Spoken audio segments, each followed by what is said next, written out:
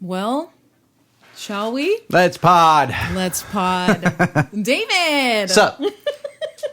How's it going? Well, okay, so I did want to talk about episode 1 and 2 and how we've gotten here now to episode 3 and some of the things maybe that we've bumped up against as challenges and some of the things that we've enjoyed. Like, where are you at with this whole journey? It's been like a lightning round roller coaster, but in a great way. Cause I think like starting it out, knowing that I was like, let's just do it and figure out, cause even in the frame of mind of like doing it as a solo thing that I was going to bring people in, it's like, let's just do it. Like, I don't want to overthink it. I've tried really hard to not make overthinking be my enemy lately, and just jumping in has been nonstop. Yes. But especially for you, because you that last one was a many hats, doozy. Man. That last one was a doozy. Talking about yourself is hard, knowing there's film and audio, watching and listening, and then having to edit 2+ hours of yourself talking about yourself is a new challenge that I don't want to face again anytime soon. But I appreciate that conversation so much, because I think I needed to like, I haven't talked about a lot of things. I sort of disappeared from social media for a while, and then I appeared as not myself. Yes. So it was nice to be able to just be myself and talk about stuff. So I appreciate that space last time. Absolutely. It was fun for me to learn a few more things about you too. Yeah. We've been friends for a really long time, but there's still so much to learn about you. And I think that's one of my favorite parts of this pod. Yeah, it is cool. I know. I love that we can keep doing that no matter what. Like, we can continue to talk about whatever comes up. Yes. And again, that can be our thing. But it's exciting today to think that we're going to bring a third chair back to the original set, because that other room was very chaotic, sort of like my brain. Yes, let's acknowledge that. We're back to the OG. But this is an ever-evolving thing for us. And so who knows where we'll be next time. Damn right. But something that I've noticed about myself in these podcasts is I say a lot. I say like a lot. I don't like it. No. I don't like it a lot. I say sure. Yeah. I say yeah. When you edit these, oh my God, that is painful. And part of it is, it's great that we say these things, because we truly have not, I shouldn't say we don't know what we're going to talk about, because we're both very prepared for episode 1 and episode 2 within our own ways. Yeah. But it's real, and it's a real, like a good conversation that both times that we've completed it, I have felt better. And I feel like we've like talked through stuff, and we've also like talked through things that I personally would get something from if I was a viewer or listener as well. Absolutely. So I think that the ums and likes are okay. It's just, man, when you got to edit yourself saying it all the time, you're like, dude, stop saying like for real, stop saying like. And then I'm having to caption myself saying like, and I'm like, Jesus. But oh man, I know. It's all good. It's okay. When you go back and when you zoom out of the whole thing, it's like, wow. Yeah. Okay, that's me. And it's actually really helpful, I think, for what we do too, to like have to watch yourself on camera a little bit too, to sort of see what is natural and what's not. And my biggest thing with this whole thing is to not ever make it feel like it's like some stuffy, rehearsed whatever it is, but it does like sort of make you go, man, it'd flow a lot better if I could cut that little like word out of my dictionary just a little bit, But. I did this program when I was a cheerleader. See, I did it again. Hey, that's okay. When I was a cheerleader for the Chargers, they had this company called Toastmasters come in. Have you heard of Toastmasters? They are a company that literally teaches you how to speak publicly. Oh, wow. Yeah, because they want the cheerleaders to be very well spoken when they're at events and certain things. And they had this clicker every time. Like a dog clicker? I think so. I don't know.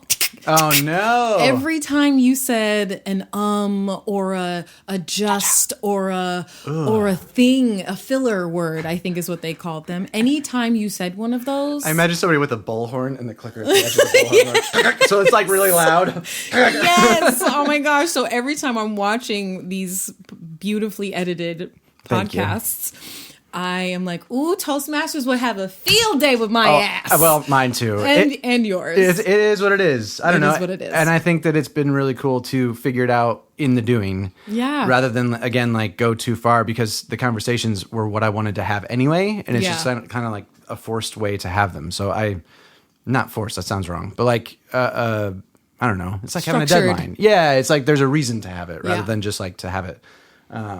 So yeah, I've been excited. having a great time. The momentum has been moving and grooving, and so much of that is a testament to who you are and how excited you have been to make this happen. And we are, I think, in our third week in a row, and already on our third episode. Maybe first for those of you that are just joining us on Apple. But I'm really excited about today's guests. I know. I'm excited to meet her too. I'm really, I don't know how it's going to be. I've never talked to her before. He's being sarcastic for listeners. He's being sarcastic. There's 5 now, I think. There's 5. Oh, there's 5. We're growing. Does that include your fiance, soon to be wife? Maybe. She might be 3 of the 5. I don't know. Well, speaking of, should we bring her to the pod? Let's bring her in, Alli. Bring her in. Come on in, Al. Well, welcome, Alli, to the pod. Welcome, Alli. Thank you. This is really exciting because from the get-go, Alli was behind the camera in the first one. If you watch the long version of it, she was talking from behind the camera a couple times within it, but she was helping set this room up and make sure it looked nice because I get really overwhelmed because there's a lot of things to do, and she has always been that centering force for me to be able to help see the creative side of things and to calmly try to correct the things that I've maybe haphazardly put up because I'm spinning a lot of plates. Maybe so just assist, maybe not correct. Yeah, just well, like whatever. I mean, like you correct it too. But then the second one, Tiffany came over while Alli was working. And we did it in my chaotic workspace. And I was like, that'll be fine. Oh, that pop screen. Yeah, that's a good idea. Just put it right in front of Tiffany's face. And these are things that had Alli still been behind the camera. She would have been like, why is there a screen in front of Tiffany's face? And I would have been like, I didn't think about that. Let's move it down below instead of having it above you. But I did wonder. So welcome. I'm glad that you're here to help us look better and sound better and to talk through. I feel like it's so weird because this is our kitchen essentially, and I have heard you talk about when you were starting this with Tiffany. He said it's sometimes when you film people, like they're not as natural. If you're just talking, they just talk. And like I am immensely aware that there's 3 cameras, and I'm like, am I supposed to look at them? I don't know what to do. Like this is y'all's lane. I'm going, oh god, do I look in the lens? Do I not look in the? I don't know what to do. Is it not there? Is it the third wall? Because we have to set this up to work. It's a little awkward, but like we're having a conversation. That's all it is. You just happen to be at the head of the table where we're both staring at you from either side of your face. Not awkwardly at all. Just get as close as you can. Well, Alli, tell everybody about yourself. Where were you born? Birmingham, Alabama. I'm going to keep that wait, concise. I have an icebreaker first. Oh, you do? You go. I have 1 icebreaker. Oh, okay. Go. 2 icebreakers. The ice has been broken. It's already been broken. I'm chewing it. We're doing We had coffee earlier. Like the ice has been broken, but for said 5 listeners. Okay. And because of this documentary series, I just watched the whole thing of last night. I hope it was the same one that I just finished last night. Oh yeah, we both fell asleep to it. Let's be real. I missed because it was like 1 a.m. because I couldn't stop. So, but continue. Tell me what yours was.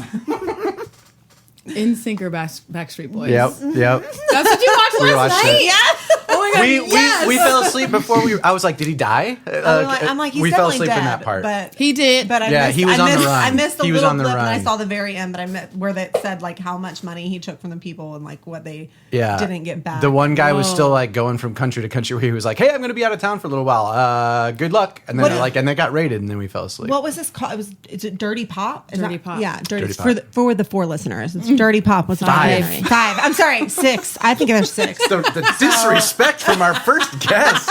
Jeez. Sorry. Okay, so the icebreaker is In Sync or Backstreet Boys. Oh man, okay. I'm not going to be simple because for me, it was. It's hard. It's hard. Thank you very much. Validated. Because I was 100% Team Backstreet Boy when I was little because they were first. They were the OGs, and I was like, "Who is this NSYNC?" Like they felt like posers to me when they started. It's like Boys to Men was the OGs, weren't they? In my age range of boy New Kids on the bands. Block. Well, New Kids on the too. Block was the 80s though, and so there was like a gap, right? Yes. So there was like a She's there was younger like than a both of lull. us. She's a baby. That's Then I right. was into New Kids on the Block. I was Joey. I always got Joey because I was the youngest sister. So like my sisters got the older ones, Wait, and I got Joey. pause. What's the gap between Backstreet and NSYNC? I thought they were the same. They are essentially the same, but so basically, if you watched the first episode, I didn't. which you missed, I came in the second one. So basically, Lou Pearlman I felt like I knew what was built going on. the Backstreet Boys, and they didn't take off right away because people Right. were kind of over the boy band because of New Kids on the Block. So they weren't really like fitting in here. So we took them to Europe, and they blew up in Germany, and they did like a couple of years, I think, in Germany. I mean, what I was blown away by in that documentary was they started in like '94. That's Yeah. crazy. Like it was really early, and I didn't know them till I was like trying to do the math. I was in middle school, so like 97, 98 is when they like Backstreet's back. All right, that's when they really hit. And so I was definitely Backstreet Boys. But when NSYNC came along, I was very like not into NSYNC until Bye Bye Bye, and I feel like they won everyone over with the puppets and the music video. I mean, that was like one of the best albums. Still to this day, like I could listen to that album on repeat, and I do not listen to Backstreet Boys now. Sure. So I guess NSYNC, but Justin Timberlake he's struggling. He could do with some PR rehab. The Bye Bye Bye with the strings, was that about this guy? They just had left That was him. the album that they created Because it was their first one after, and which makes sense of why they were having their strings pulled. Because I asked her that last didn't make that night. connection until seeing this Same. Yeah. series. I always Same. assumed it was a girl. Yeah, I thought it was a girl too. I was like, I parodied And they're that being song. puppeted. Yeah. Like it made total sense. I was Yeah, gonna so try I to think do that. NSYNC. That was a long now, but Backstreet was first. And just to fill All right. in David, while Backstreet was blowing up in Germany, is Yeah. when Lou secretly was creating NSYNC in the States. Oh. So it was Interesting. nobody Yeah. knew what was going on. I mean, and the then all of a guy, sudden- for all the awful stuff, like he's serious. Like I obviously through fraud and through all sorts of other things, but like he could pump a band up to make him. I mean, like well, even yeah, that, because like, he O-Town had an sucked, and they, unlimited like- amount of money sorry, though. He had like $3-4 million that he had stolen from Right. people to No, I build mean, like, the band. And that's if what I you mean, have through $3 or fraud $4 and million whatever. to fly yourself everywhere, Yeah. if you could fly Dave Swirsky on a world tour right now, you could Let's do probably it. blow it up a lot faster Let's do than it. on your own from upstairs. You know. I really got to get better at my icebreaker questions because they're supposed to just be. I know. like- I'm sorry. That was my fault. It's really. I got you one. Favorite flavor of ice cream. Ooh. Coney Island waffle cone. Wow, that was good. Okay. Yeah, it's a Ben and See? Jerry's. I think it's actually There's only now one it's answer to that called question. and now it's called Americone Dream because they renamed it. Although she's expanding on it. You're right. It's this not is that hard. easy. I am not used to being in front of the camera. I am used to being behind Well, the here. camera. Do you have another? You have another one. No, That's it. I'm done. Wait, All right. what was? I thought it was two. Well, I was going to take us down another road, but I'm Okay. choosing not to. All right. That's fair. Well, let see me you. just so. I even told him I was like, I'm going to be concise. Here So- we are. What are we? 30 minutes in, and I'm going gonna to give- Boys are NSYNC? I'm gonna give a little. Don't ask me about Brittany and Christina. Oh man. That'll be your follow-up episode. Yeah. There's a whole. I'm sure maybe that'll make us blow up. Maybe we should talk about it. So Alli is my fiance. Obviously, we're going to be married in a little over a month now, which is super exciting. Because they've been engaged for 25 Long years. time. We were supposed to get married. we had a wedding scheduled, all done in COVID for September of 2020, and then the world collapsed, and it was very hard to put it back together. But good news is the anniversary of our 8-year of our first date is going to be our wedding next month. So I've known Alli for 8 years, which means Tiffany's known her for about 8 years as well. Yeah. So Yeah. you met her Crazy. pretty Yeah. fast after she was visiting, I think, right? Yes. Very early. So Very early. Alli is a makeup artist extraordinaire. In my mind, also like one of the best producers that I have worked with, and creative partner that makes me see the forest through the trees always. So I've been excited to bring you into this, and you've been introduced so many times already within our conversations of. Especially last week, I'm sure there's a lot of perspective on what was said last week. So I'm excited to bring someone else into this conversation and have it be you to start, because Alli is someone else that I think is going to be involved in this quite a bit as we go along, hopefully with when she's around, helping behind the camera, being here as part of the conversation, and has a ton of perspective on art from a different avenue from what Tiffany and I do. And in a different way, I think your perspective is going to be really, really awesome for people to hear about creativity, and about your career path, and what led you here, and what the future you think kind of holds for you as a creative too, in addition to an awesome human being, which you are too. Thanks. So tell people, just, I guess, like, let's start with how you ended up in LA, and like what your journey was to be a makeup artist. I always wanted to be in LA, to be fair. Like New York or LA. So when I was in college, I went to New York for a summer and worked at this like performing arts theater camp thing, teaching makeup and designing. Wait, where did you go to college? Auburn. Okay. In the South. And you're from where? Did you say that already? Birmingham, Alabama. Yeah. Okay. Yeah. So I went to school for football. Let's just like put that on. Like I should have gone to like, there were many art schools that I could have gone to for theater, which was what I majored in. But I really liked football, and my dad was a big Auburn fan, and my older sister had gone to Auburn, and I grew up going to games, and I just wanted to go to football games. We get along because of this. I got an education in partying. We're going to get to that. Yeah. I love it. But yeah, so I went to school for theater because I thought I was going to be an actress. I grew up singing and performing, never really dancing. Dance was not my best forte. I like to dance, but I'm not very good at it. But so I went to school thinking, oh, I'm going to be a performer. And I knew, from 10 on, like there was never like a wavering moment of like, well, maybe I could be a doctor or a lawyer or a teacher. No, I was like going to do entertainment. And so I went to school for theater and very, very quickly realized that like I was too tall to do a lot of things with theater, or I would only get cast as like the villain. I mean, it's a real thing though, especially back in the day. And with theater, it was really true. And so they would tell me like, you can be the villain or you can be like the serious sad. And I was like, I think I'm funny. Like I want to be funny. And no one thought I was funny. Like they were like, oh, but you do depressed really well. Like I did a monologue in college on the vagina monologues or in the vagina monologues, which was all about literally like getting raped and impaling my vagina on like a bedpost. Like this is a monologue in the show. It was very dark. It's very dramatic, and it is like it's very dark. And I was like, I guess able to be dark, but I'm very much not a dark person. But sometimes comedic people can go there the sometimes easiest, they're the best. right? Yeah, and the absolutely. best Yeah, because of that. Yeah. It's a weird switch. Yeah, we're gonna go with that. But either way, it led me to like I really didn't like auditioning, and I really didn't like not being able to do the things that I want. Like I just wanted to go and do it. I was like, this is fun. I want to go on stage. I want to learn this part. I want to do this thing. I don't want you to tell me that I either can or can't. And so I had to take a stage makeup class as like part of the overall major, like everyone did. And it was just like the basics, like your Ben Nye theater kit. The Ben Nye kit. Mm-hmm. I totally I don't know what that is. That Ben Nye kit changed my life. Wow. Yeah. Not to be confused What with is Bill that? Nye. Tell the other folks that are like me that don't know what that is. What is that? So it's literally like that this you little, both know. you get like Why this do you know little it? red and because most theater in theater it was a thing. If you went to school for theater, everyone got it. It was like a little red and white box. Like and Bill it Nye, had, like the science guy? Ben Ben Nye. Nye. That's Ben what I Nye. said, not to be confused I with didn't Bill hear it. Nye. Okay. Yeah. It's different when there's three voices. A lot to pay attention to. And I'd like active listening. Lucy's tiptoeing around here. I'm like, don't knock over any chords. She's There. fine. She's settled. Ben Nye. Ben Nye. Yeah. Ben So Nye. it's just basically like your little cream wheels. It's like your cream wheels. So we learned.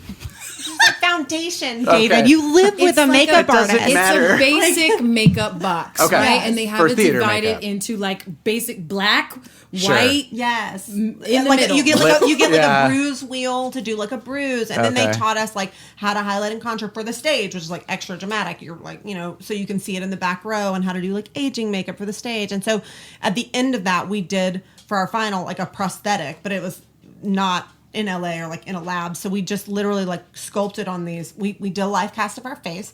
And then we sculpted like these little pieces, and we just made them out of latex. And so I did like a Two-Face version from the original Batman with Tommy Lee Jones. So I was like pink and purple on the one side and normal. And that was it. I was just kind of like hooked. And so my mom actually sent me this article from a girl from Birmingham, or from Pelham, which is actually where I'm from, if you know the South. Of this girl. I know the South. No, you don't. I've been to Pelham. Yeah, you have. But of this girl who went to MUD, which is makeup designery, which is in LA and in New York. And I was like, oh, that's what I want to do. I don't want to finish school. I want to do that. And she was like, cute, get your degree. So I was like, okay, so I guess I'm going to go to some football games and be here for another 3 years. So before my... that was freshman year. This was freshman year. Okay, yeah. wow. Yeah. So before my... Because you would have declared at the end of... Maybe I've been sophomore year, because at the end of sophomore year, you would declare if you were going to do BFA, which was my plan to do BFA for performance. But when I got into that, I was like, so I just did a general BA in theater so that I could do I did costuming design classes, and I had to do labs for sewing so I can actually sew and make things. And one of my first jobs out of college was as a wardrobe supervisor doing wigs for a dinner theater in Orlando. So I kind of utilized all of that a little. I'm going to make this shorter because I can feel myself doing it. It's not that easy. Well, I went, the long point of this, because this is how I got to LA, and now I'm realizing that, so is that I went to New York the summer before my senior year to teach at this place called Stage Door Manor, which is one of the camps that the movie Camp, I think, was based on. And I just taught classes there, and I loved it. And I was like, I'm going to be a New Yorker. We would drive into the city because it was upstate. We would drive into the city on the weekends, and I was like, this is going to be me. I'm so hardcore. I'm in Sex and the City. I'm a New Yorker. And every single person that met me was like, have you been into California? Have you ever, do you know about California? You're probably California. And I didn't know what they meant at all. I was like, no, I'm so New York. Fast forward to now. They were probably right. But so after college, I still really wanted to go to school for makeup specifically. Mud was very expensive at the time, plus trying to afford living in LA or New York. So my parents very graciously said that I found a school in Orlando called Joe Blasco Makeup Center, which used to have a campus here. I think they're all closed now. And they said, if you save up half of the money for it, we'll pay the other half. So I worked for a year and saved my money, and they did. I moved to Orlando. I went back to school for prosthetics and the whole 9 yards. Fast forward, I wound up in Miami. I was doing fashion and advertising work there, and film, a lot of little indie horror and Lifetime movies. And I worked on the third Sharknado, which was my first. Yeah. Yep. Sharknado. But that was my first job with a real LA crew. Megan Nicole, she's actually a union makeup artist here, was who hired me on that. I think I got onto that project from a PA that I knew from another job that had a friend from LA that had done it. I mean, it's I tell him this all the time, this whole industry and everything that happens to you in your career is 1000% just who you know. Well, I think we've skipped over a little bit of stuff. I think I'm really interested in how you went from school to your first job. How does that happen in the makeup world? Yeah.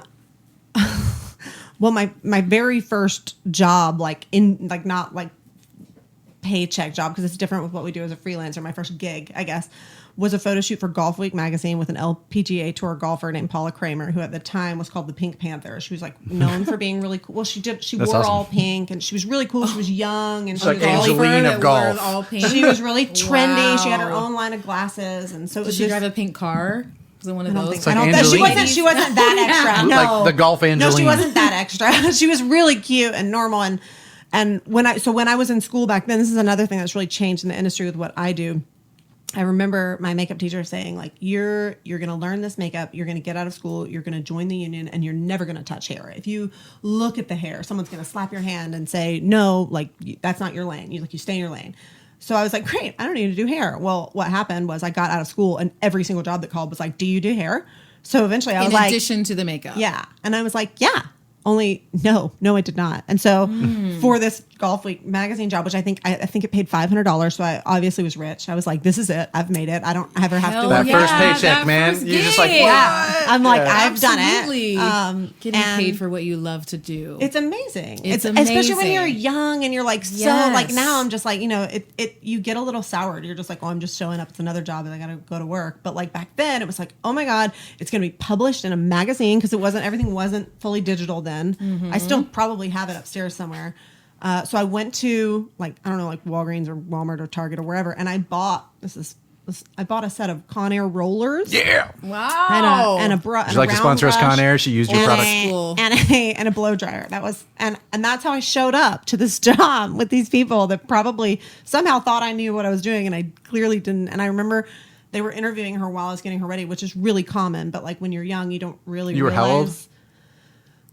Well, I had graduated from college, and then I went to makeup school, so I was probably 24, 23, 24. But it was my first real, How long is makeup school? So the program that I did was it was 3.5 months. It's pretty short, and then you can go back into longer programs if you're doing advanced prosthetics, which stuff. I had planned to, but they got canceled, and I just never went back and did it.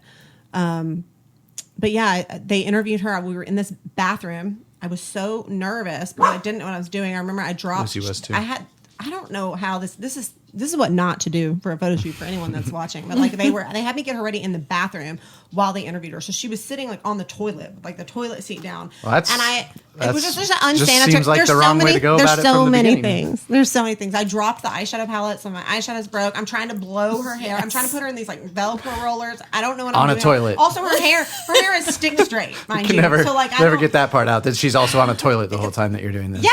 Yes, and that was like what they told me, and I was just like, okay, and you're I was pro. so young First that I was gig. like, yeah, I know what I'm doing. I would totally do this all the time. Like, it's hilarious. So from that gig, that was like the one-off where I was like, obviously I'm rich. I think I did another like interview spot for like the local Fox or something where I powdered a guy and I got $250, and I was like, this is the best job ever. But how do you get these jobs? Like, who called you for that? Like, somebody from the makeup school made a referral for you, or like? I have always been, or was, I guess I was very good at the internet. Like, still is. So when I got out of school, I want to get into this too. I quite literally like went to the library because that's what kids did then. This is like 2009. Yeah. So I went to the library.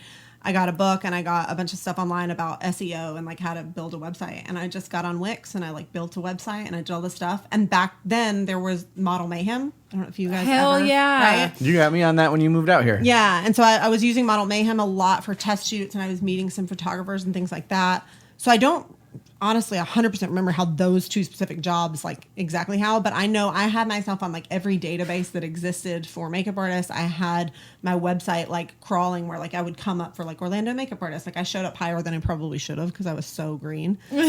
But it was also Orlando, and the jobs were. I'm not even in the same league as this one. No, that's different. It's just different. It's just different. Yeah. We complement each other. I am big on like getting, we talk about this all the time. I'm big on like getting out of the house, like, and going. And so I made a bunch of business cards, and I would just show up places and be like, hi, I'm a makeup artist, blah, blah, blah. Like, this is what I do. And so I'm I a do real not have hustler. that, which is why like I don't like, I'm like more nervous, like, yeah, I do it, but I don't, but she's like, I would hello, just show I'm up me. with resumes and this, and I was like, and I also like, I think I was pretty good at like fudging a resume a little bit, of like making myself sound a bit more qualified than I was. I know, David, the rule follower. I was gonna say I could never. This one, This is why you guys compliment each other so much. It's great. Yeah, I don't know, but then I worked as like at Arabian Nights Dinner Theater doing their wardrobe and stuff for like $7 an hour or something crazy. And then I started doing Halloween Horror Nights at night, and I was actually performing, not doing makeup. So I was like in one of the scare zones. So I would work all day from like 7 to 4, and then at 4 I would go straight to Universal, and I would work till like 1 a.m. doing like screaming my guts out as like a zombie was eating me in this like street zone. So, question for you within that time period. So, when you started to do it and you started to do like the scary makeups and stuff like that, because when I met you too, like you were still doing a lot more of the FX stuff that was like more in the, like she turned me into a zombie. There's like videos that we have of all of that kind of stuff. When you envisioned what you wanted to do after like going to makeup school and like doing some jobs and then like furthering into like the special effects, what was your ideal gig that you thought it was going to be versus like, we'll get to where it ended up? I definitely, when I went to school, thought that I was going to do monsters and horror. Right. Like that was where like my passion lied. I like still to this day, I don't do much effects now, but when I'm asked to, wounds, which is such a weird thing, but like I could really fuck you up. Like I could really, like practice on my arm one time. I had a bullet, like knife, and something else, and I was like, man, I don't know how you do this. I'm better, and I've realized that now, at like realistic wounds and things, like making you look injured versus like creating. Like I have friends. I told him I have a friend, Brittany, that I'm gonna shout out and try to get her on as well. But she does like monsters and full body painting and aliens that's just out of this world. She had like Doja Cat's video where she was like whatever she was in that last one, like a devil. She's worked on Doja Cat and a couple, I think Beyonce, a few of the big videos like that. But you've done that kind of stuff too. I have, and that's more where you thought you were gonna go. Yeah, and I think so. When I wound up in Miami en route to here, I was like the person kind of for that. Right. I mean, there were a couple of us, but there weren't that many, and so I was higher in the pack of like, oh, she can do zombie stuff or she can do this. So I did like a zombie movie that was terrible. I'm not even gonna say the name of it, but I actually did a couple of zombie movies that won't be named. And I worked with the guys at WTF LOL, that YouTube channel that I've shown you. That's they spoof like Marvel hero stuff. They're Yeah, incredible stuff. They make really, really amazing stuff with like nothing. Like we would just like go into the woods with like a Sony camera, and they would put out these fan films that would get like millions of views back when that wasn't really so much of a thing. So I definitely foresaw that, and so when I met David on Make Love Great Again, which story's progressing shot in along. Miami. Are we getting there? Well, I can hear myself. I'm trying to. No, you're get fine. Us there. This is I'm perfect. trying to It's land the perfect. No, plane, it's as you perfect. say. We're not landing yet. We're just taking off. Well, good Lord. Exactly. Yeah. Exactly. So when I met David, he was very much like, what are you doing here? Like why are you in this market? You should be working in LA. And I was like, yeah, I've always thought about it, but like, I don't know, it's far, it's scary. I didn't know that many people out here. I had met like one artist and one girl I went to school with, but like, I didn't really know a ton of people. And so I didn't know how to go about it. And so when the opportunity arose to come out to LA for a job, it was a fashion job with an artist I had met on another fashion job in Miami, this Justin Time, whom is one of my dear friends to this day. And he called me and just basically said, hey, I have a job. Like if you're still thinking about coming out to LA, I can book you. If you want to do it, it's yours. And it was like, I don't know, same thing. It was like $600 or something. And I was like, that pays for my plane ticket. So I called this one and was like, I'm going to bring my stuff. And like take some meetings with agents and like see where this leads. So I was like, is it weird if I book a one-way ticket and just like come do this job? That way I can go home in 3 days if I need to get back to Miami, or if it goes well, I can take a couple jobs and meetings. And so I flew out here on November 12th, I think it was my sister's birthday. And I worked... It was insane. More or less, give or take some days, like almost every day until December. I think I flew home on December. She didn't even 23rd. have an address in LA, and she was like booked like nonstop on a trip. And I was like, this does not happen to people that I know in LA, where they're just like, LA is like, hello, you belong here. I mean, I guess I knew more people than I realized. And so when I was on that job, a girl that I had gone to makeup school with in Orlando years prior was with Cloutier Remix, the agency out here. And she just randomly gave my name to a girl that she used to work with who needed an assistant for the next day. And so I was like, yeah, I can totally do it. I have my kit. And I really clicked with her. Her name was Stephanie Daniel. She's another amazing makeup artist. She does a lot of like print advertising. Yeah. No relation. To me. Yeah. Well, we don't know that. I mean, I guess not. 23andMe. Then we'll know. I could ask her. We don't know. No one knows. But she was really awesome, and she did a lot of like just high end advertising, which I had never really done. It was more fashion in Miami, and so it was like car ads and like pharma jobs and things like that, which I was kind of like, interesting. But like those pay. Like that's where you want to live if you just want to make money. So I'm going to stop you for just a second though, because I think that is like the shift is like you coming out here, and the reason like there was a reason in like work terms that acting wise, when you're sitting in a makeup chair and you're working on your lines with whoever is your partner, and you have a million things in your head, the person in front of you that is there to do what they're doing, and you have to do it a lot longer than I do, but like they can either put you at ease or kind of like stress you out more, or like the best ones just allow the scenery to be what it is and like are a complement to whatever you need in that space, and not like all actors are high maintenance. And she was such a I just heard it. Oh my God, I do like clip it out. too. But she was just a calming force, not just for me, but for everybody. The room just functioned in a way that was so dissimilar to anything that I had experienced on professional sets, and that set was not. That set was like, talk about our room upstairs in the last episode being imperfect. That film that we did was like, it was like a merging of a student film and a real film all at once. So there was a lot of like, she was not put in an ideal situation with a lot of things that happened there where it's like, yeah, can't you just do makeup on the table over here? Like, look, we put a piece of paper on this dog crate. Can you just like set your stuff up here? I tried to quit the first day. Yeah, I mean, there was let me. There was so many challenges. Said, I'm glad they didn't let you. Exactly. I know. Well, and the whole thing was like, for me, that movie represented my first number one on a call sheet, which is like such a huge momentous thing. So the stress of that situation, like to have somebody who was always looking out for our well-being, making sure, because it was hot as freaking, like it was the middle of the summer in Miami. We've talked about it already. David runs Don't do hot. well in the heat. And she was like constantly like making sure that there was like somebody with an umbrella or a fan, like just little stuff that like made you feel special in terms of like, and it wasn't just me, it was everybody. And she was, Pause for ice. yeah, just let that ice drop. Ice drop. And carry on. She was just like, and not only that, like everybody looked good. There was like continuity between things that was just like, she knew how to do her job. And she was in this market where I knew that she was getting to do it when stuff came around, but like she deserved better than that film set. No offense. I love everybody from that film, but that film was like camp. We ended up making the best of a situation, which you did, but you also like, I found out later that you stood up for yourself, and I never would have known on set because you didn't bring the energy of like, this is the worst situation I've ever been in, and I can't believe they want me to set up here. You didn't do that. You came into the situation going, I know you're stressed, and I'm going to, what music would you like me to play? And it was just like it was just a really different thing. So I'm like, you need to come out here because I think your personality, like you get along with everybody, you're really good at your job. And it was just the most genuine, like, I don't know, like peaceful feeling on a set that I had. So that's why I was like, you need to come. And then of course, like the city literally was screaming at you like, stay and you can work. And she's pretty much been that way the entire time. Because November turned into, you moved in January. Yeah. What? I'm going to speak now. Do it. Do it. I'm like, She was trying. You got to be quicker than that. With that, you got to catch the dollar. I'm seeing that. Hey. I'm seeing that. These two live together. They work together. All the things.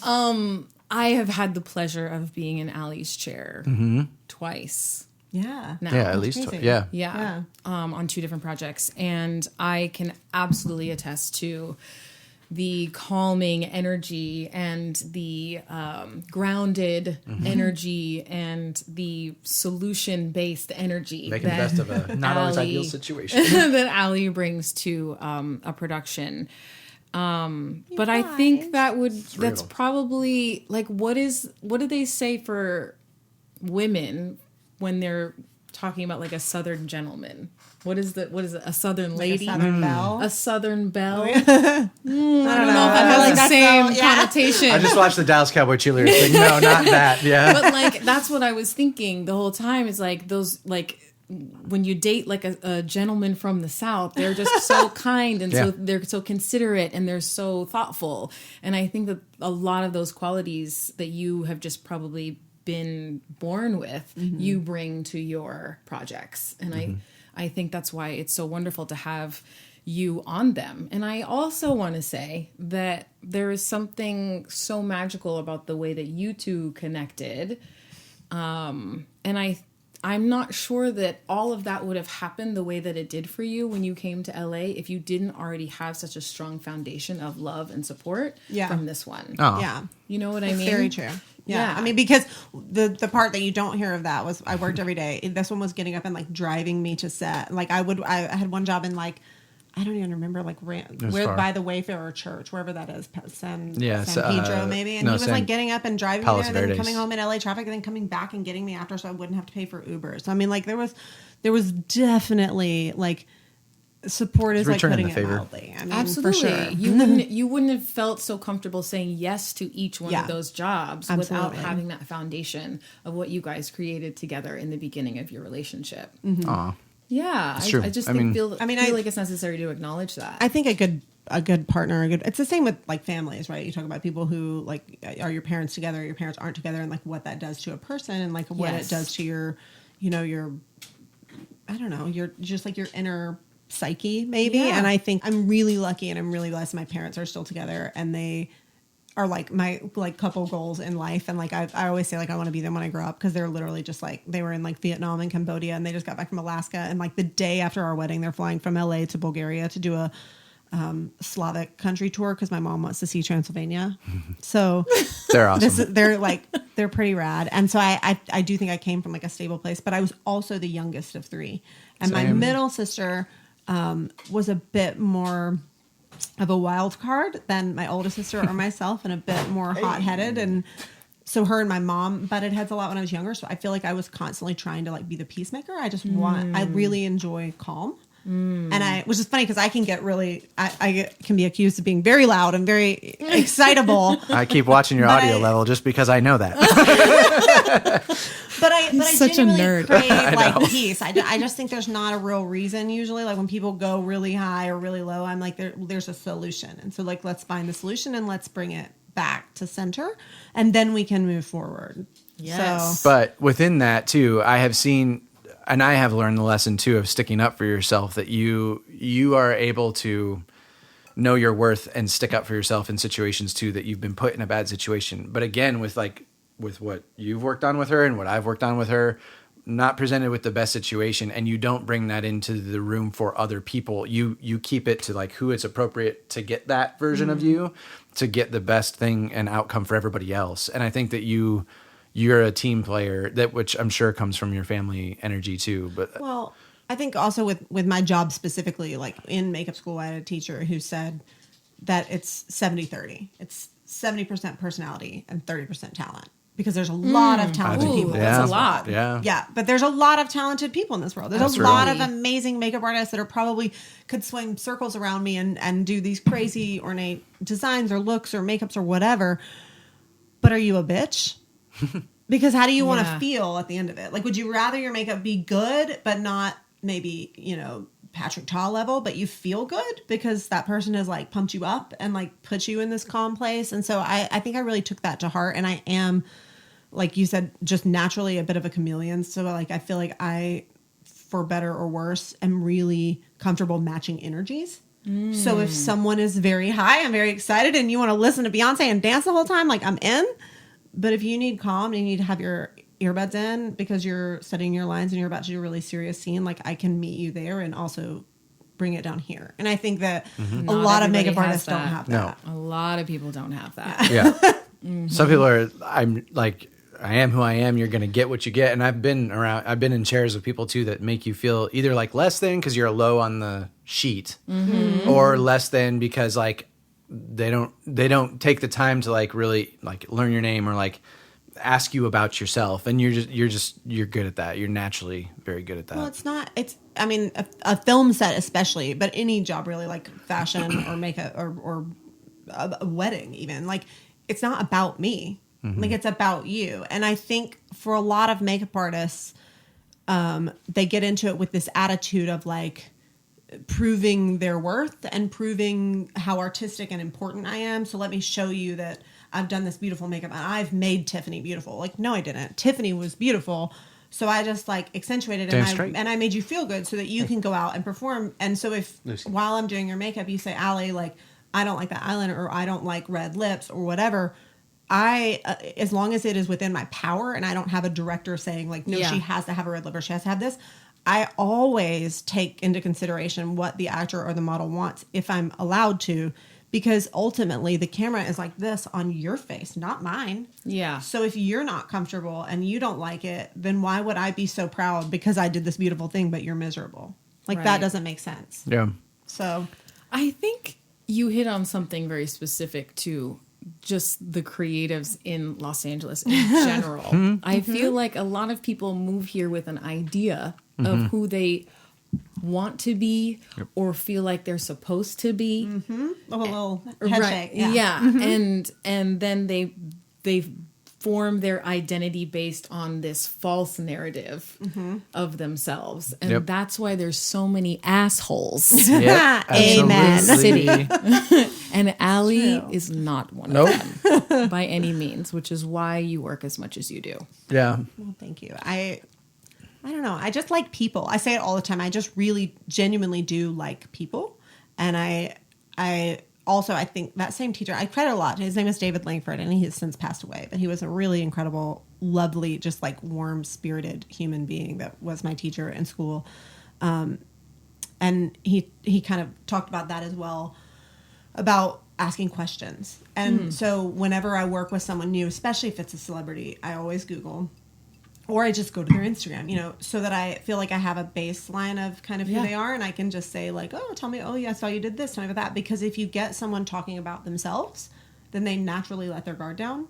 Versus people like to talk about themselves, as we've clearly demonstrated, but people like to talk about themselves. It makes them feel good to feel like you care. And let me tell you the story. So if you're interested. Oh yeah, you're asking about me. That's nice. I mean, I usually am interested. And done. Like, I like to learn, but in that same, like, the flip side of that coin is that's a lot of like mental energy that I'm expending every day. And so we've talked about this a lot because David mostly works from home now. He's doing recordings and filmings and stuff upstairs and editing.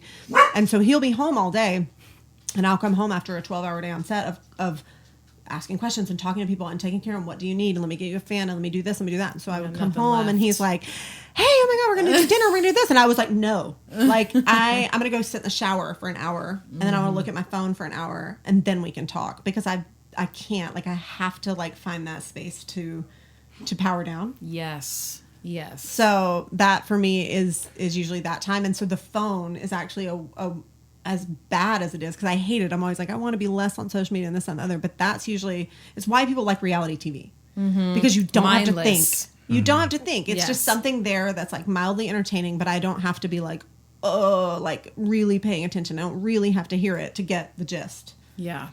So I'm curious, that kind of leads into something that I wanted to talk to you about too, is like the crew perspective versus like our perspective with where we are, just in general, not just from a makeup perspective, but from crew, because actors sort of get handled with white gloves in terms of like, you're sort of carted where you need to be, you get your space, and then they bring you in, they need you, and then they take you back to your space, and like everything is so specific, and your perspective on sets is so different. So we talked about it in the last episode for those that listened, and I'm not going to rehash it all, but we produced and did a project together where you wore more of a producer hat, and we had 4 of us as producers. I was also directing, so I was relying on the 3 of them to be a brain trust, and they all satisfied different elements. But Alli, specifically, you have the most on-set experience of anybody I've been around, because you have seen it all and you're in the nuts and bolts of things that we are not ever really privy to. And it's that whole thing of like, you can have a fight with a producer who's not giving you what you need, or not a fight, but like a discussion, a strong discussion. You can also have a fight. A strong worded one. Yes. But then you can come back in and understand, you have an innate understanding of the minutia of all the stuff that needs to work together to create this like vehicle that is the thing. And not to get stuck in like one little aspect or another, that like you can have that fight and come back in and still be peaceful around the people that didn't know that a fight ever occurred. And so I think your perspective on crew, I'm really interested, because obviously like we just narrowly avoided crew strikes this summer. We all walked the picket line last summer together on the Disney lot for actors. Really fun. I don't know if it was supposed to be fun. But it was fucking terrifying, but we made it fun. And now there's another strike for actors with video games, which is affecting some of my stuff as well. So like, there's just been all this turmoil within this industry, and I think you have a unique perspective on where we are, the different way that it is for you versus us, and like what the demands have been for a crew perspective, to understand kind of like even just you talking about needing to come home and just unplug or plug whatever it is, like to your phone or to because your days are our days may be emotionally taxing because of like you had a really hard scene or you had a lot of lines to memorize or whatever it is. Like it's physical. I mean, the reason I wake up and carry your makeup bags out is because it's a physical job. You're strapped with bags the whole time. You have to be there early, all day long, and you don't early, get the break. You get like, okay, we're doing lunch, and you have to shovel food and then be there before the actor's back. And it's not just you, like lights, everything else. Like even with setting up this small podcast with like our lights and our cameras and everything else, like there's just this whole other world that most people never ever think about unless they're married to somebody who is doing that work, or unless they know somebody who has like had the stories. Well, I think the I almost phrase it poorly, but for lack of a better way of phrasing it, I think the good actors do know that.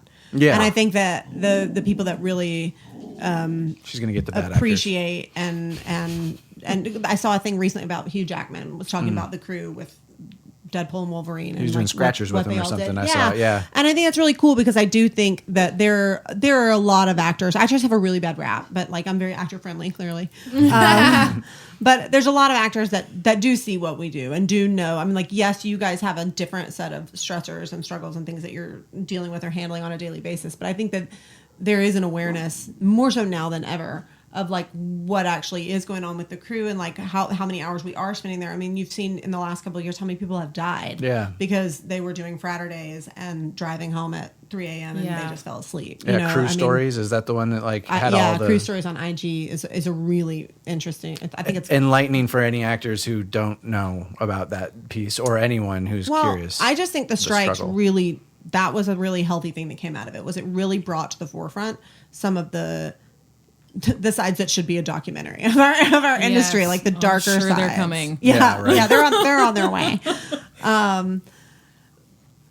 So what was your question? Well, my question is more like, so, it's a little bit twofold. I mean, like this may kick us into another area. So if you have more makeup things, maybe I don't want to go here yet. But like, I do have one more. Yeah, go. But it might be a good closer. Nope, I'm just going to do it now. Do it. Yeah, because I think this will be a domino to go to something else. Yeah, and it's really a dumb question. I love it. I'm excited. We need more of those. Let's do it. Yeah, let's make it light. Let's go. I'm just going to bring back some levity here. I just want to know, as a makeup and hair person, do you always feel obligated to have your hair and makeup done? Absolutely not. Absolutely not. There's so many memes like on Instagram of like how you envision your makeup artist showing up, and they're like, yeah, and then versus reality, and we're like, our hair is like this, and there's no makeup, and we got 15 bags, we're like the Hunchback of Notre Dame, just hobbling in and dropping all our shit on the floor. Like, absolutely not.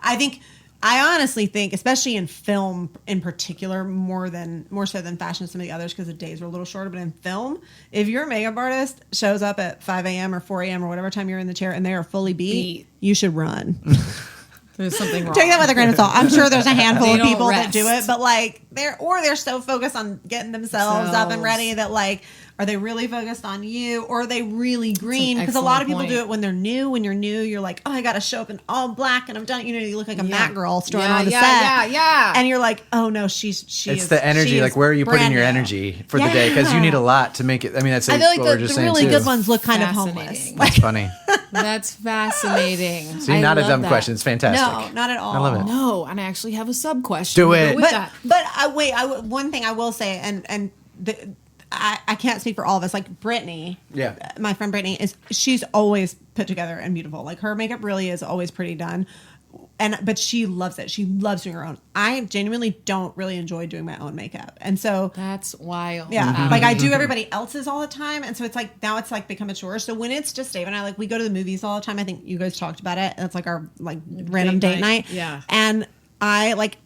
At least 80% of the time, I'm like, is it okay if I just go into sweats? Like, I don't want to put any makeup on. Will you be seen with me? Like, can I? Like, I'll do my hair, but like, or like, I'll do my makeup, but I don't want to do my hair. Like, oh, absolutely not. I'm actually very low maintenance for like this is a lot because I knew there was going to be all this. Yeah. So, I guess my follow up question to that is, even when you're not working, there's no obligation to put makeup on. At all? No. Not for me. I mean, for some people, yeah, absolutely. And depending on what I'm doing, you know, I'm still a girl. Yeah, like I just feel like I've never seen you without. The first time you guys filmed, I didn't have a stitch of makeup on my face. I was just like, okay, I'm here. I was like, in my so sweats. Beautiful. I couldn't tell. Natural beauty. No, so beautiful. Stop it. I watched y'all's first episode and I was like, Tiffany's going to make me get Botox. Your skin is so good, and I was like, how do I gotta get in competition here. You're so sweet. I mean, thank you. I don't see it that way, but I'm glad that you're looking great. Thank you. No, everybody's different though. I mean, that's a personal preference. Like I have girlfriends who are fully done all the time. My friend Sarah is always like dressed to the nines. Like she always looks so cute. We talk about it all the time. I'm like, you look so cute, and I look like I'm going to the gym, or maybe I just lost my job. Like, I don't know. Like, I'm always so scrubby on set. Like, there's also something, I don't know, like single people, I think, have to feel, I as a single person, I feel like I need to be a little bit more put together on a regular basis because you just never know. Yeah.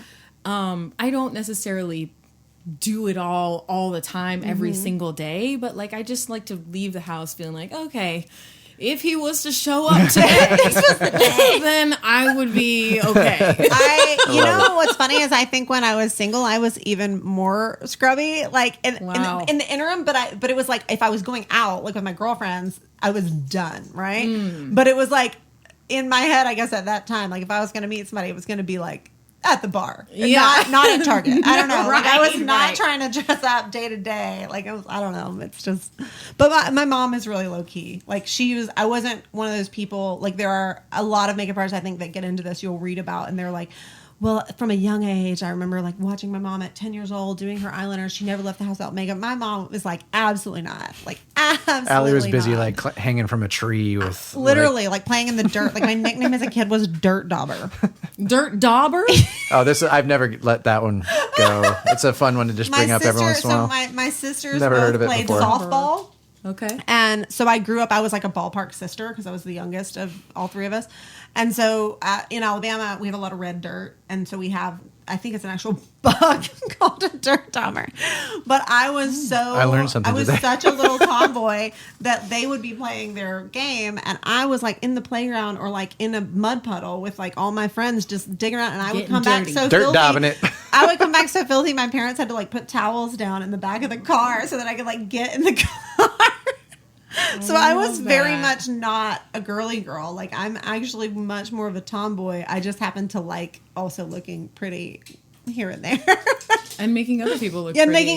making other people feel good. Whoa, Yeah. whoa, whoa, Yeah. whoa, there, kid. Wow. Okay, well, that wrapped up my makeup section of the Alli interview. There you go. If you would like to go back to... Yeah, well, and I think it's all fascinating, and that kind of leads in. So I think from your makeup perspective, then getting to watch you produce, I'm curious how you feel, like if you had your dream gig, because we've talked about like the physical demands of your job, and we've talked about the time demands of your job and everything else. Not that being a producer doesn't have those, but they're different.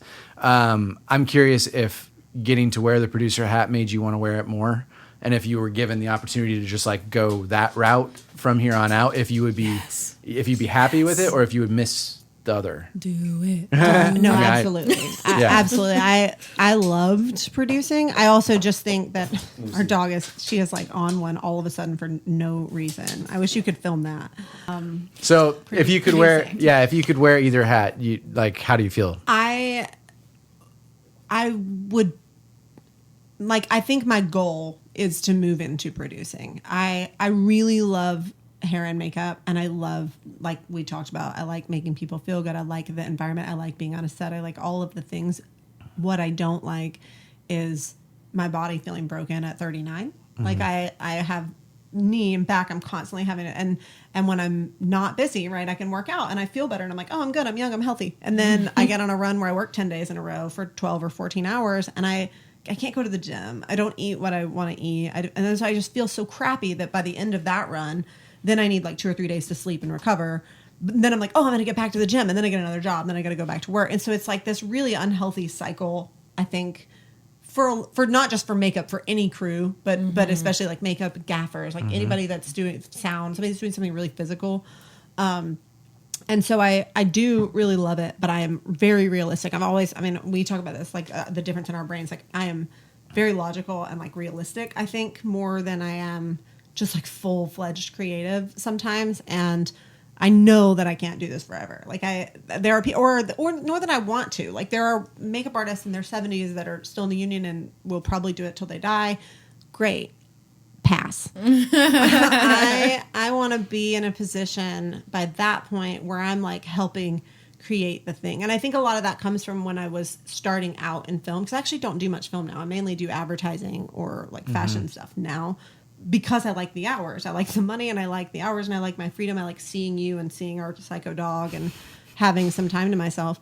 But when I was starting in film, on indie films are really different, which you both know, like than like a major scale production. And so on an indie film, you, generally speaking, the good ones, it feels very much like a family. And so you have a lot more input on that than I would if I was like on Spielberg's set. Sure. Like, he may or may not care what I think. I mean, maybe he does. I don't know. He probably would. Might, yeah. But I know what you're But so I was early in my career starting out, I was at the monitor with the director, like giving my input. So I just thought that was normal. I was like, I'm going to stand by the director and tell him what I think and where this should be and like what we should do. So I have a lot of thoughts and opinions, but I have also learned, and you can attest to this as well, I am great at like ideas and visions, but I'm not the best at the follow through, but I'm real good at delegating. So I would love to put a team together and find my people that I know are going to be really great at executing these things, and then just like let it happen.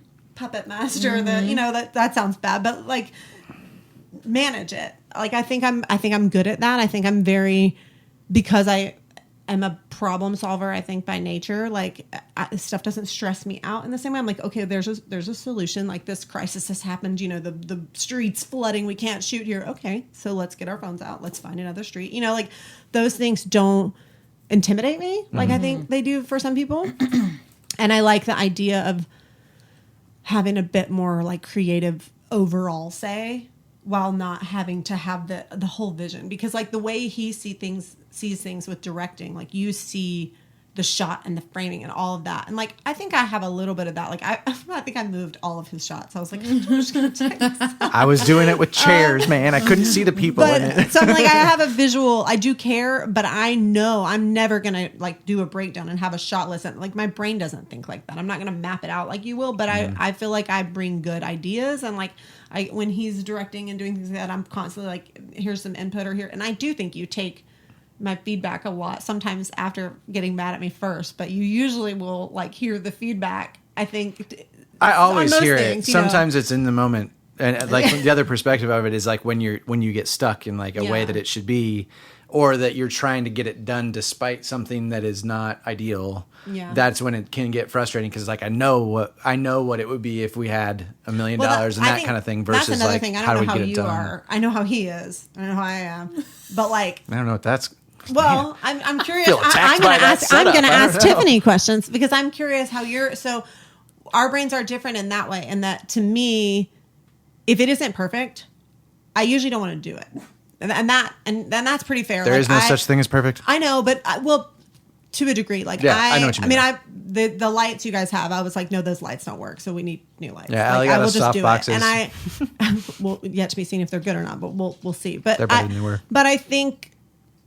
He said to me when he started this whole podcast thing, I was like, we don't have space. Like, you should rent a studio. Like, we should, all the things that you should do. And he was like, I'm not going to not do the thing because it isn't perfect. I'm just going to do it, and then we'll get better as we go. Whereas I can shut myself down because it's not right. And so because I don't have the space, I'm just not going to try. Lucy. Like, if that makes sense. Sure. So what's your, I think I'm a little bit of both. I think I'm right smack in the middle of that, because this is a collaborative thing. You have to have a little bit more room for the imperfections, right? I am a perfectionist to the T. Like, I think we're all that. You come into my apartment, things are lined up, the chairs are in this, you know what I mean? Like, I am meticulous when it comes to a lot of things in my life, and it's been to my detriment as well, not being able to move forward and progress because... I mean, I've been 10 minutes late to auditions because there was dishes in my sink. Yeah. You know what I mean? Yeah. Like, what the fuck? What is wrong with you? But because this is a collaborative thing, I feel like within the example of the podcast, within the example of the pod, I was like, yeah, it would be great to have a studio, but that costs money, and that's like availability comes into play. You know, there's a lot of other factors that play into getting a studio when you have all of these stuff that we can do this right now. And I think as we grow and go along in the process, we are going to get closer and closer to that perfect that I and you that would you're desire. Well, and this specifically too, it's taking a lot of learned knowledge that we all have collectively. Yeah, and for this, it's like, I know I've been shooting stuff every single day for like multiple years. Like, I know I can do that, so that I don't have to worry myself out of that part. We'll just like get it done. Audio has been my life for like forever. I know I can, like, even today, you can't see it. We're running I borrowed an audio thing. It doesn't work. We're doing 2 tracks with this guy, and we're doing another track with a whole other computer. But like, again, I could say, that's frustrating. It's hard. We can't do it. Or we do it and we know none of us would do it if the quality was so low or we had never attempted these things before. Yeah. So the difference between perfection and actually like doing the best you can do, knowing that is going to be better than maybe the floor of many other people, that then the ceiling is going to, like, we can continue to rise to that. But like, this is a new adjustment for me. But I think too that's like when you were asking about, you were saying I had been on all these sets and things, and I think sometimes that's to creatives' detriment a little, and to see too much of it.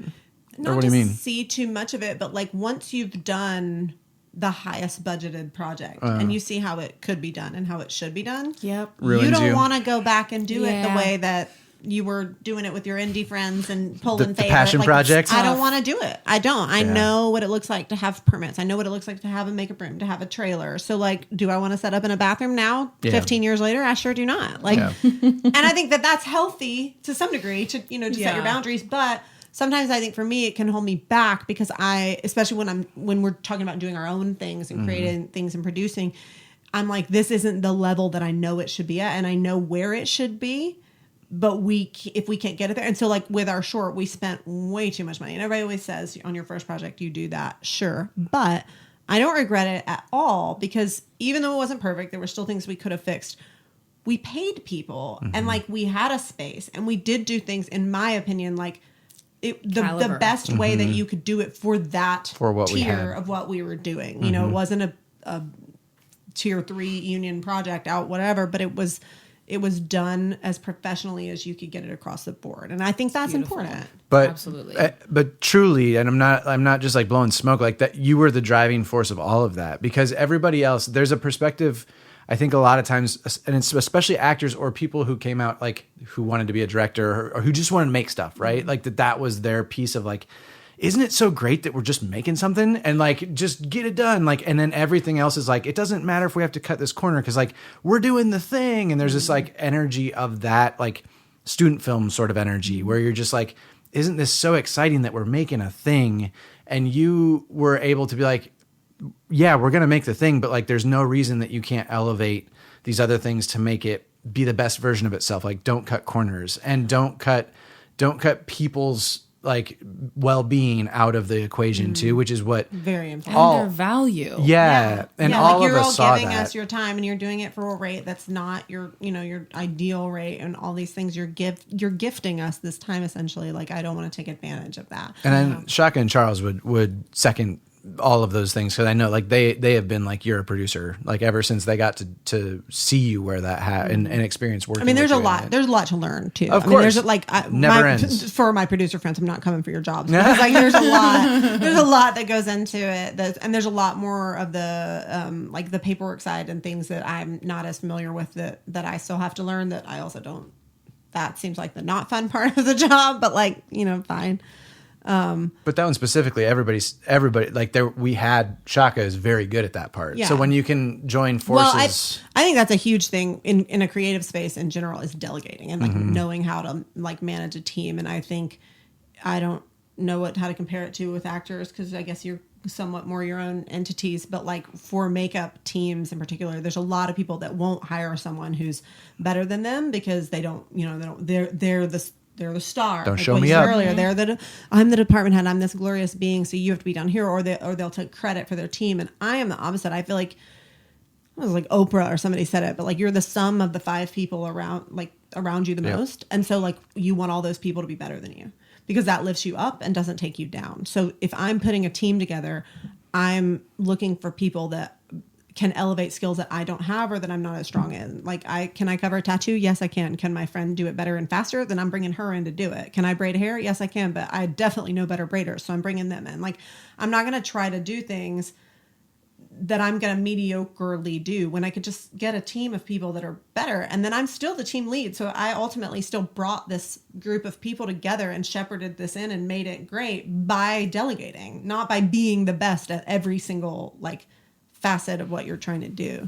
And that only comes back in full circle, right? Mm-hmm. If you keep putting that kind of energy out, then people are just going to constantly keep want to work with you. Yeah. Mm-hmm. Right. Yeah. Whether they're the department head on this job and they want to bring you in, or they're like, they absolutely answer the call when you call. Mm-hmm. You know what I mean? Yeah.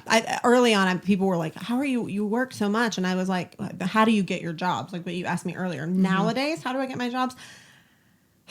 I have my like 10, 15% clients that are like my clients. I've worked with them for years. I know the producers, I know the teams now, but the rest of my work, 100%, all of that comes from other makeup artists because I am friends with and have such a wide network of makeup artists that I've worked with that know that like, I'm not coming for their job. If I'm covering for you and your client, I'm not passing out cards to production to be like, this is why I'm better, Excuse me, Lucy. I don't know. I play well with others. So, yeah, I mean, like, it pays to have friends. I mean, true. Yeah. It all goes back to what I was saying. Nice. Your first impression was like, and you had people working with you. There was no, don't touch them, their mind. I mean, like, I don't know. There's just so many, like, things that you, I don't know, you just handle yourself well. You can fit the role of, like, a team player on a thing, or you can be at the top of that, like department and do your job like that too and delegate. I don't know. Wow, it sounds like you might want to marry me. I might keep you around. We'll see. Tiffany's over here like, I'm never doing a podcast with these two again. She can't even great. speak. No, it's great. I know what I'm getting myself into all the time. But I am curious if there's more because I feel like we might be able to land the plane soon. I think we're pretty close to that. You should so that it's not 4 hours long. Yeah. There was something that happened the other day that I do want to like. This is the technology piece. I just want to touch on this like real quick because you talked about coming back to your phone and like having that be the thing. We've talked about technology in terms of like AI coming for jobs and different things like that. And I'm going to try to make this not super broad.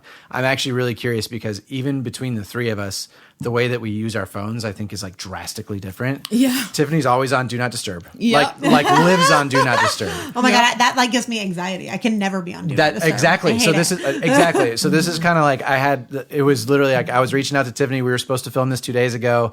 I had an audio meltdown where I was like, I can't do this. So I was like trying to get a hold of her. And I'm like, I called and I got a voicemail right away. And I was like, Tiffany's always on Do Not Disturb. And it's fine. And that's just the way she rolls.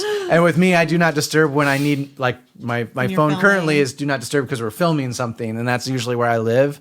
But I do think notifications and the way that we are all so plugged in really affects people's psyche. And I am in awe that you're able to do that. And I think you are somewhere in a hybrid of you think I could benefit from that? Well, but part of that is your job. And I think that's an interesting thing too, is that like, if you miss the call, someone else will say yes. Yeah, and it's a very different, like there's a different grace period with your response time versus ours. And I think it's really interesting. Like, I don't know if you have perspective on that or like how you feel about it all. Really early on in moving to LA, we had gone on a hike in like Escondido Falls, somewhere in Malibu. Yeah. And you lose service on a lot of those. And I lost 2 jobs on the duration of the hike. And I was just like devastated. I'm like, oh my God, they've already called somebody else. And these were 2 days of work. And I was newer here. I needed the work, whatever. I just made like the mental decision, I think, for myself and my health and well-being and all of it. Also because I think you early on when we would book trips, he was constantly like, oh, well, we can do this trip. But if I get an audition or if I might do this thing, then we'll just have to cancel. And I was like, no. No. Unless it's Marvel, we're not doing that. We're taking the trip. And so I've kind of settled on that with jobs. Like if I can't take 2 hours to go on a hike, and you can't wait, then that job just wasn't meant for me. And you just have to let it go and know that something else is coming. Because you have to be able to have like some mental clarity in your life. And the phone for me is already like a love-hate relationship because I do have to have it. And I have to be on social media. I don't have the luxury of being like, I'm just going to go off Instagram because unlike some people do, some people, everything's through their agent or through this or through that. I don't. I get a lot of work. Just yesterday, one of the jobs I'm doing next week, the producer, I know him. He probably would have maybe found me outside of it, but he knew my Instagram. So he DM'd me and like, that's a very real way that people do legitimate jobs now, or just to connect you, to get the email, to put you to the whatever, because you remember people because they pop up in your story. And I'm really guilty of it. Even when I'm booking teams, like outside of my really core close group of artists I work with all the time, if I need to book someone outside of that, a lot of times I can't even think, like the world is just loud now, and it's really hard to find, but it is, it's just loud and it's hard to find some peace and some quiet for yourself as it is. And so you meet a million people and you're going a million miles a minute and on all these jobs. I know I have a really large network. So sometimes it's, well, who am I going to book? It's whoever's in my Instagram story, who pops up. And I'm like, oh, I'll call Marcella. Marcella's right there. I'm going to call her. Or, oh my God, I forgot about Reba. I haven't worked with her in a while. I'll call her. And it's literally, it's not who's the best for the job. It's not, it's who's top in my mind. Field of vision. And I think I'm not alone in that. That's a lot of people. And so just staying relevant. People are like, why do you post, just a picture of makeup? Just so my story still is in your feed. Like I'm terrible at making actual posts now, like with Instagram, but like my stories, I'm constantly on because someone's going to see it and they might give me a job.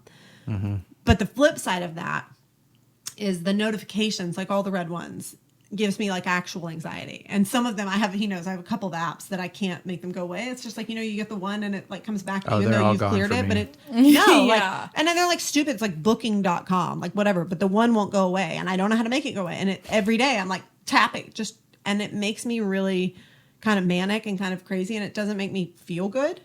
So I think technology is like a necessary evil, but like I wish I could be more like Tiffany. Like I definitely wish that I had the mental capacity to just be like, do not disturb, because as much as I can say like I'm doing a hike or I'm going to a movie, I'm not going to look at my phone. The second that I'm done with either of those activities, the first thing I do is check my email, check my text. I'm like constantly refreshing, like, oh, did anything happen? Is there something? And you see the things you missed. Yeah. But in regards to like just briefly like splintering on your thought, the AI thing, because I don't know how much you guys have talked about that in your own thing, but I think that's a huge thing in our industry right now. And I have friends who are very afraid of it. I have some real like doomsday friends who are they're replacing models, they're replacing this, they're replacing that. And it is true. They are doing that with some things, but I am of the mindset that like with anything else, like it's ever evolving, and like the people that are going to do well are the people that are going to learn to utilize it now and like to play ball. And like for my particular job, like I am not using AI, but I'm also doing a skill, like a craftsman job, like something with my hands. Like you're not going to put your face in a box and have it just like imprint makeup on you in the near future. So I feel pretty okay. But it is going to knock out some jobs. They're digitizing a lot of some of the stuff that you used to aspire to, like the aging and things like that. Like they have really replaced some of that with computers. So I think that's the cool thing with technology, and why I always like kind of love to come back to it, because I think the advancement of the fact that I could set up 3 cameras here because we had 3 phones and get beautifully shot. Well, that's giving me too much credit, but like nicely shot, looks good, footage with like simple setup of audio that's not simple, but like doable. Yeah. That we have it at our fingertips to go shoot the film. And it's so easy, I think, for people who are already successful, like Ron Howard, to be like, well, you can go take your phone and make a movie, right? And it's like, but really we can. And there is that ability because of all the stuff. So I do think there's an advancement piece, but I think that there is a detriment piece too, like that the mental health side of it all, it really does take a toll. And like knowing you can miss a job, but also you really changed my perspective with Instagram and things like that too. Cause I was fully in the like, I'm going to hide for a while, cause I had things in my life that I changed and I just really didn't want to put myself out there. But if you're hiding, who's going to find you? But that's the thing. And you really did change that for me, because your jobs really rely on being there and being in front of people and being present and being willing to take the call and like know that it's there. Where I feel like when an agent gets you an audition or something, there is like a middleman to the process that like they're going to keep bugging you if they need you. Where it's like, who's that number? I don't need to know. Where you'll see numbers and be like, that could be a job. And so I just, it's an interesting, different perspective, but the technology piece between like the good part versus like the bad part, I don't know. Do you feel like I don't know. I don't even know what the question is there. Never mind. I feel like you answered a lot of the question. Yeah. But I just think that, yeah, right. There's good parts and bad parts to it all. There's good parts of being on Do Not Disturb all the time, and there's also bad parts about it. Yeah. But I think it's healthier though. It's absolutely healthier for minds and mental states that aren't always as stable. Like, was that a change you made? You've taken breaks from social media, right? Like you've taken it down and come back. Like, I froze my account. That gives me like panic attack level fear to think about like.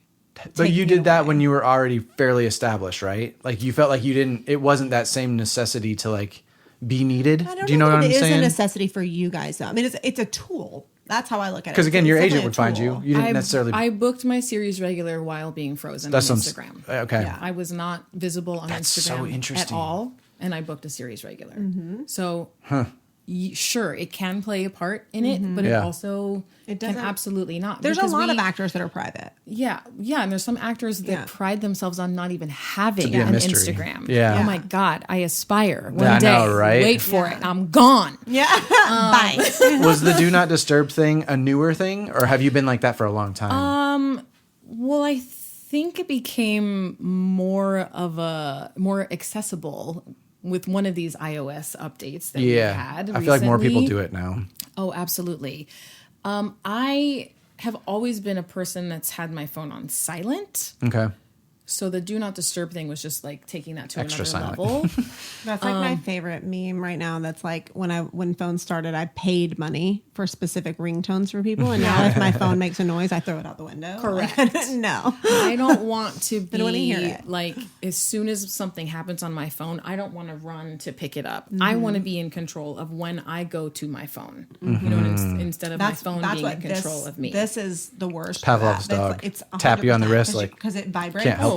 This is on do not disturb also. consistently, Yeah. like, I start my I do need, not that's disturb what from I need here. to. That's where I need to start my. I actually didn't even realize it was an Apple Watch because I saw your band. So Yeah. I thought, oh, you have a normal watch because you're not a crazy person. This is But no, I we need to all know have- how many calories I I'm know, burning exactly. right. how many steps I've taken. Yeah, I need to know. But I think this will go off. Like we talked about this before with some friends. Like you're at dinner and we're at dinner talking, and all of a sudden I'm like, oh. Yeah, because see, it just I and then don't it looks like that. I'm checking the time. It's so rude. It is. but it's like I'm trained to. Of Oh, it course. vibrated. What if that is this work? Like and Right. that's so unhealthy. It really is. And I mean, I'm not sure if I mentioned this on the pod yet, but I used to be the girl that said, why would I ever need the internet in my pocket? I said that out loud. And when I was like, I don't know, 19 or something like that. like But all I of was our like, parents. that's just crazy. Like, Yeah. why would I need that? Yeah. And now we can't function without it. I use it multiple times a day. But again, like I am constantly working and advocating for my own mental health, and this business is already can drive one insane as it is. Like I can't have that extra thing on top Yeah. of the level of insanity that I'm going through on a daily basis, Yeah. just trying to survive out here in these Hollywood streets. Lord, And amen. It's a double-edged sword because all of the creative tools too that I just mentioned, like it's so intertwined Yeah. that like, I'm recording audio while also I'll get texts and while also I'll get notifications. Like every device has the ability to give you as much of that as you are a want. healthy multitasker. Not to cut you off, but you are. That makes my brain implode. Sure. Like I can't. If I could see the screen that you have right now and that things are happening, I would be like, my watch has not gone off, thankfully. And I'm actually better in social scenarios of like we're going out with friends and we're going to go do this thing that if I'm having fun, my phone is away. Yeah, she doesn't pick it I'm up. good. really good at being present when I'm doing a fun thing. But the second Great. that I'm done, like you leave, right? It's not What did fair I to miss? you even Mm-hmm. because I'm like when I'm home, I'm just like, oh, I'm like refreshing and I'm in this bubble. But when we go do something, then I'm present and I can put it away. And so the only time for me I great. can put it away is when there is noise. Yeah. If that makes sense. So if I'm here and like David can do 15 different things at once, and I'm like, I can't read a text message and answer a question because like I'm not listening. That's to the person true. in the room with me. No, I mean like I ignore him a lot. And it's not because I don't love him, but I'm like I'm reading something and and I tell him I'm like you didn't see my eyes. You shouldn't have spoken to me. Like if I'm not looking at you, then you She know doesn't I'm say not that listening. meanly, but No, I don't. more but- or less, But yes. you know, I'm that's like clear. sometimes I get frustrated because I'm like you'll get upset or mad that I'm ignoring you, and I'm like, but you knew I was ignoring you. You knew when I wasn't looking at you. My that I sister was wasn't the same hearing way. you. If she was watching TV and you tried to talk to her, it was like you weren't talking. No. And so like I am somewhat used to it. I just think it's an interesting thing because the notification thing, I wish I was better at do not disturb all the time because even in writing, again, you're using the same machine and you can be in a train of thought and something bings and like suddenly you're out of it.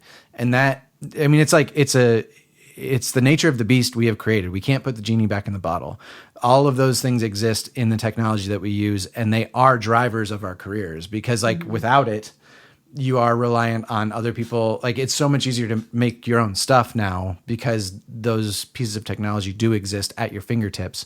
But I do think our mental state is being hammered by it. Yeah, tested is a great word. Yeah. And I think that everybody deals with it differently. And I think the three of us have different responses to it. And I was curious Tiffany's to touch wins. on it. Tiffany's is the healthiest. I mean, thank you. I appreciate that perspective, but I was just sitting here thinking, I'm like, you know why I do that? I'm a control freak. Yeah. Which is also a very unhealthy mental state. Yep. I'm a control freak and I want to be in control of my notifications. Like when you I want to be in control of when I am accessible. Yeah. You know what I mean? Absolutely. I am a control freak. But that's good. That's a good level of control. I don't think that's unhealthy. It could go the wrong way though. I mean, like it could end up He's being like, too no, much. it's not. But it's a good thing to talk about because I do think there's perspective in both of it because again, you can't function in that. Oh God, no. I am. But literally for your people job always survival. say women are good multitaskers.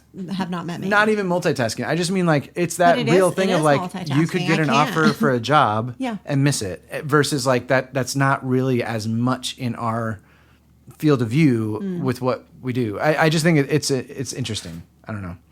And when people reach out to me on Facebook Messenger with a job, I miss that completely. Good Lord. I mean, come on. Stop doing that. That's same, man. Facebook Messenger. That's like Model Mayhem. You still find your Model Mayhem website and they're like, Tiffany, we've been trying to get you for 10 years.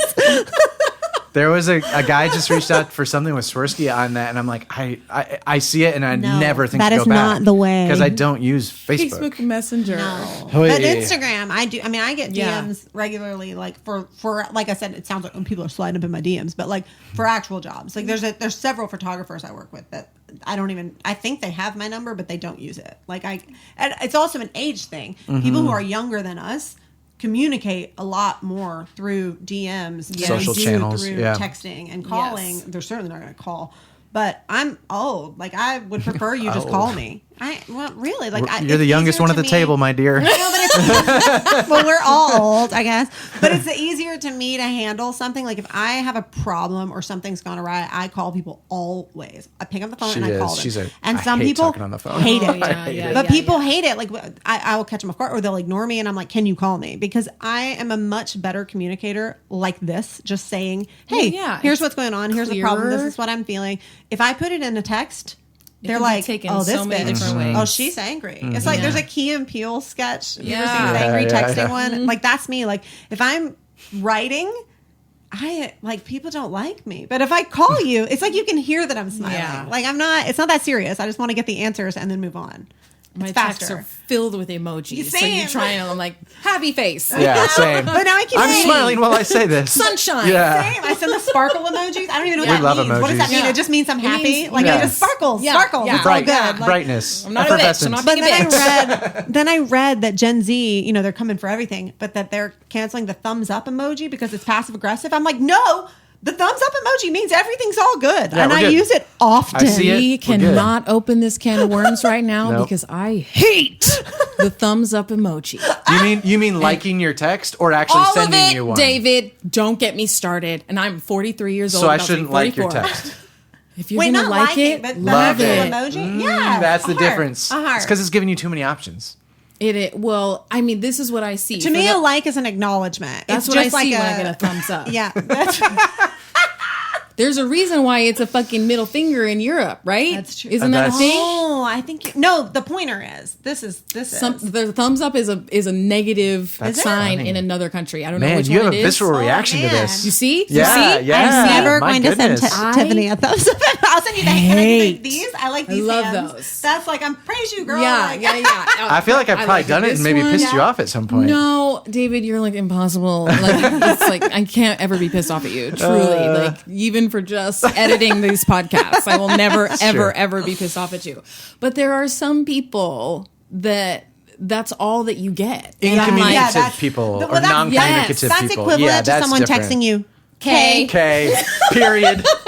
The period really puts it. Yeah. No. Oh my god. No. Stop doing it. I'm sorry. We need to stop. No, it's fine. Let's land a plane. I'm glad you had that reaction. Yeah. No. Do you have closers? Look, you have you have notes written that you're ready to go. I just want to say, I have one final quick fire question. Okay. Quick fire. Quick. I got you. One and done. Were you already a Bears fan? No. But I was an Auburn fan, which is the same colors. Oh. So it was Helmet's the exact that's where I went. same Oh. colors. So it was like a really easy transition. Oh, wow. Yeah. Oh, wow. You weren't Okay. really a pro football fan that much In the South, prior to me. in the Southland, Oh, you mean you don't have pro college. teams. Yeah, So you were none a of- college fan. none our of them college do. teams don't really play you're each other, so raised we're on good. college, and so I just didn't care about NFL. Okay. So it was easy to like get on board, and now I'm like real into it. You're Like I know, so I play into fantasy it. with him. I know the players. Yeah. Like I'm invested now, but like Yeah. for sure not. Okay. Beforehand. Got it. I needed clarity. Yeah. And the last thing that I wanted to say as I close up my notebook. Yeah.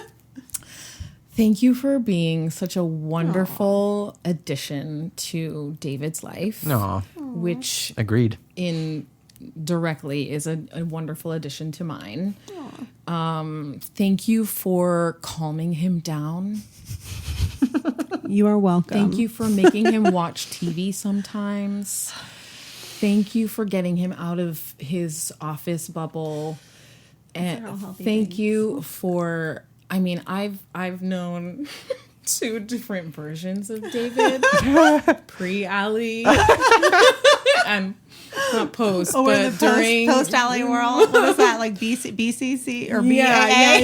Yeah. True. And though I've loved both versions, what you have done to this man's life and his center and his joy has been such a beautiful thing to watch. And the fact that you guys are still very much in like a honeymoon phase 8 years later 8 years. is really admirable and inspiring, and I love to see it and I love to be a part of it. I'm sad that I'm not going to be able to be at the wedding, but know. just know That was that making me cry here, there- Tiff. Yeah.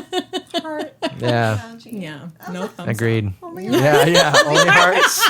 Only hearts or a ha-ha. There's more in a ha-ha. Haha is appropriate. Ha-ha is good. That means you But really not made for me laugh. Not for that. That was Yeah. hard. No, that's good. Thank you for being our Thank first you. guest in the pod. Thank you. Alli. Yeah, I'm thanks for sorry I doing talked this. for 100 hours after making No, fun this of is- him for talking for this is 100 good. hours. It's okay. And I'm sure you will be back and do more of these too. We have more to discuss. Anytime you guys need help setting up cameras, I'm around. For reals. All right. All right. We potted. We did it. Well, We how about potted. that? We Hey. potted. Under I 2 don't know if I hours. like the way that sounds. No. We No. potted. Let's We're going to work on our pod. outro. What's yeah? Done. We're That's pod. wow. Cut that. That- Please cut Yeah, that. that's that was like some pod. finest. Like that was like New Kids on the Block. Well, that's pod. It's because I We're watched not the cutting thing. that. We're not cutting that. Just trail fade to black. Yeah. We're still in the workshop with the outro. slime green nails. I like it. My nails are a feature. I They know, are, absolutely. indeed. All right, everybody. We'll see you very you. soon. Bye. Bye. I'm gonna clap one more time.